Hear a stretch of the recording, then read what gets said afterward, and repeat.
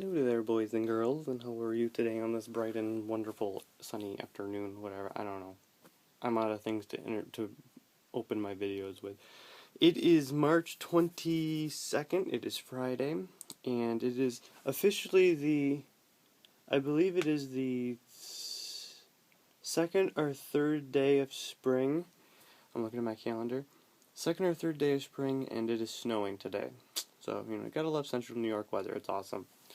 My hair is kind of a mess right now because I just got out of the shower and I just happened to look at the time and I thought, oh man, I gotta get my video done before I go to work.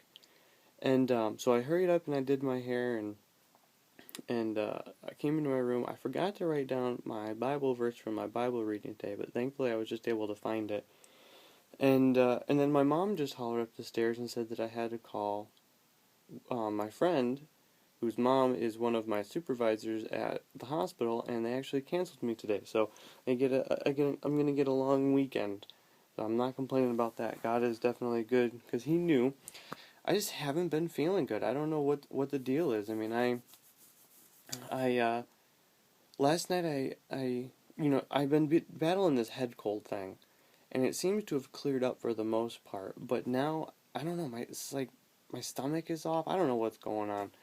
But God knew that I wasn't feeling so great today, so He allowed me to have an extra day off. So He is good. He's definitely good. He knows how to take care of us. Last night, I was gonna break up and do extra exercises last night and tonight, and as it turns out, I ended up buzzing my butt yesterday, and I pretty much did 2 days worth of exercises last night.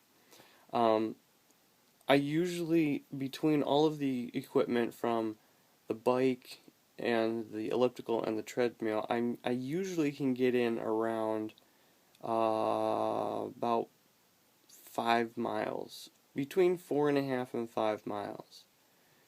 Last night I did just the exercise bike and the treadmill and got almost 8 miles in. So I mean, I definitely I put the extra effort in because I knew I had to get it done. And tonight it looks like what is going to end up happening is instead of going to work out, I'm actually going to be going. All the guys at church go and play soccer on Fridays. They're in a indoor league, so it looks like I might end up going and play with them and do some running around. So that'll be good, and I'll count that as my exercise, I guess, for tonight. My blessing from my Bible reading. There was a few things that I wanted to mention. Right now we're reading in the book of Numbers, and in this part of the book of Numbers, it's God is telling Moses where in the Promised Land are the tribes going to be set up, where they're going to be, each one of the tribes is going to be, and I know all of the tribes of Israel. They went through, all of the nation of Israel. They went through the different parts of complaining and unbelief and questioning God and everything. But one thing that really struck me, one thing that hit me was, God is explaining to Moses future blessings for current sufferings, I guess you could say. They were going through a lot of suffering in the wilderness, whether it be from some of it was brought upon themselves, like the generation that had to die out for unbelief in God, that He would take them into the Promised Land when the 12 spies went in. So, that was suffering that was brought upon them. Or suffering from their own sin, from the serpents that came in and bit them, and Moses had to make the serpent to put up in front of the camp. Or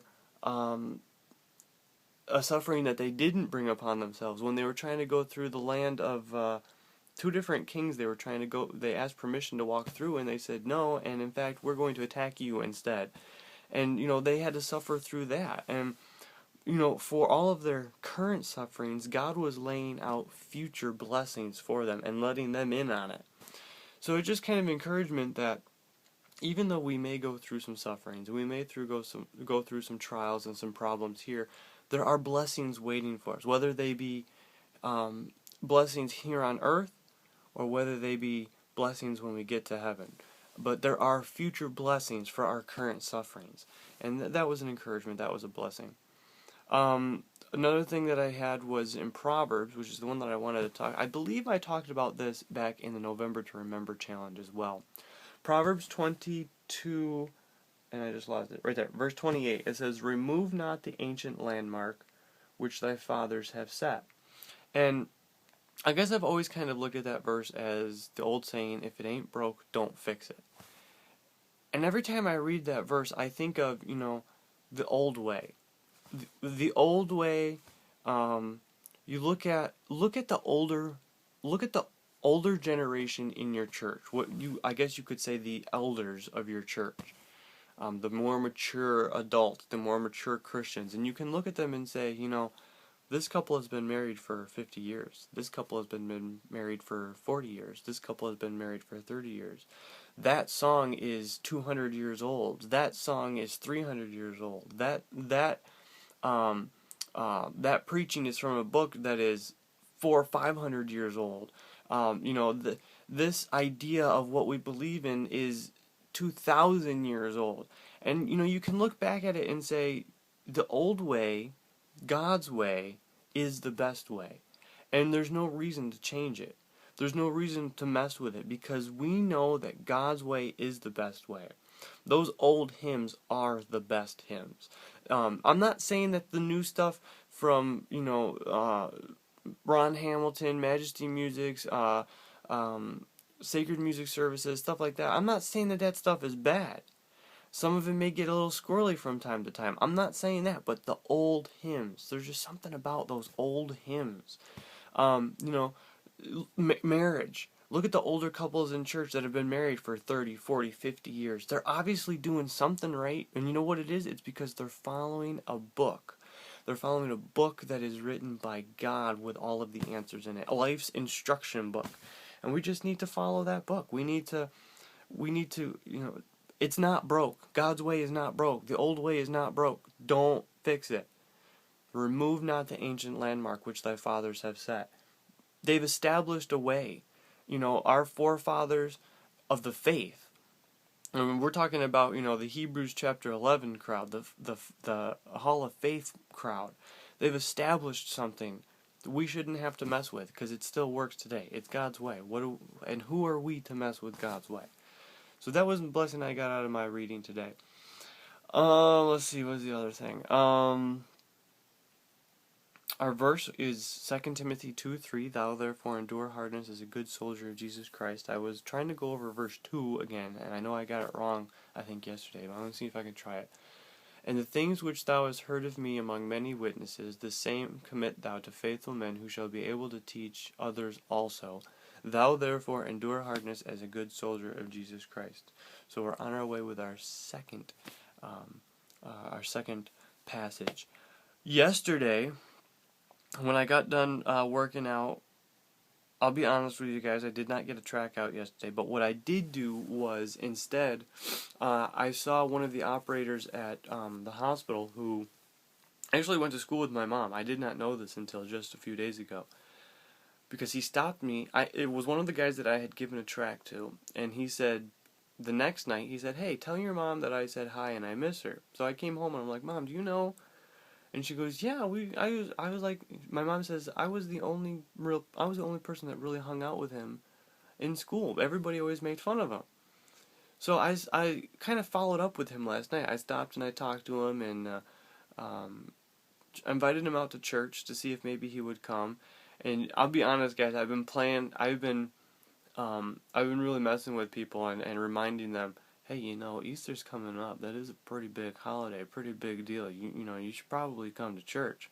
So I've been really playing on that, trying to use that to my advantage.